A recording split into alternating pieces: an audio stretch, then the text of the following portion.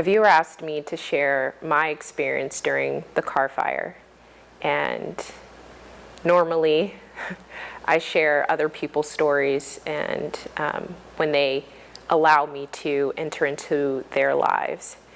And I'm used to sharing other people's stories, and she asked for mine, so this is mine. You've been out on the streets all morning long Yes. to bring us the latest visuals of where the fire has burned and where it hasn't. So you just got back from Old Shasta. Yes. Tell us what you saw. So as I was driving in, I saw a lot of Carr Fire, saw a lot of crews still out there. A couple of structures that were still standing, especially on Red Bluff Road and on 2nd Street, that I've noticed that there were still structures standing, still homes.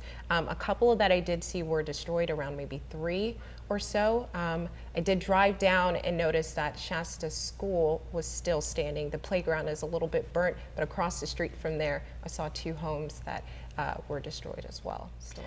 Do they have your video that we can roll? Or I mean, I hope they do. I did put it in there. There we go. Yes. Okay, so talk about what you shot here. This is the Shasta School? This is the Shasta School, and there's that is the playground. playground. Yes, and it was still smoldering. The ground, the smell of it was pretty strong that I needed a mask a little bit. So yeah, and then from across, I noticed that this was a home as well. And it was still burning. There was still fire that was burning there, and it's no longer there. I remember walking into the news station after being out all day reporting and speaking with people, and I hear the news that my area has been evacuated. And at that time, I think everything just slowed down. Again, I just got off of reporting, and when you do the job that we do all day, it does take a toll on you that you need to recuperate. At that point, I didn't know where I could go at that time. It was around 8-9 p.m. Luckily, our former meteorologist Rob and his wife were so kind enough to offer me a place to sleep. They had an extra bedroom in their home, so I stayed the night there, and it was just a little bit surreal.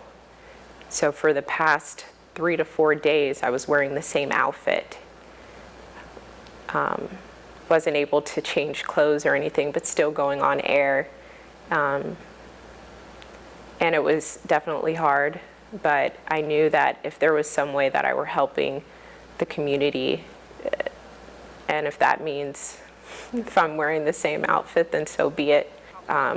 Knowing that there were other people out there that don't know if their home was standing or if it was destroyed, if all their belongings were gone, the anxiety, the fear, the not being able to sleep at night, that fear that people were feeling at that moment, I just thought, if there's some way to help. And there were a lot of people that were reaching out to me at that time through messaging, asking, you know, I've seen you go live in Old Shasta, I've seen you go this, and I've seen some of the homes that were standing, could you go check if my home is still standing? And hearing and seeing all these messages, I said, absolutely. If there's any way that I could give you some peace of mind. One thing that I've taken away from this experience is how strong the community is, and that I am a part of that community.